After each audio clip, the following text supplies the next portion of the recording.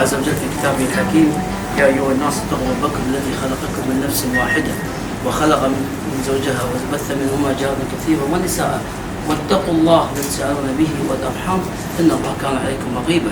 ويقول الله عز وجل: ومن آياته أن خلق لكم من أنفسكم أزواجا لتسكنوا إليها وجعل بينكم مودة ورحمة إن في ذلك لآيات لقوم يتفكرون.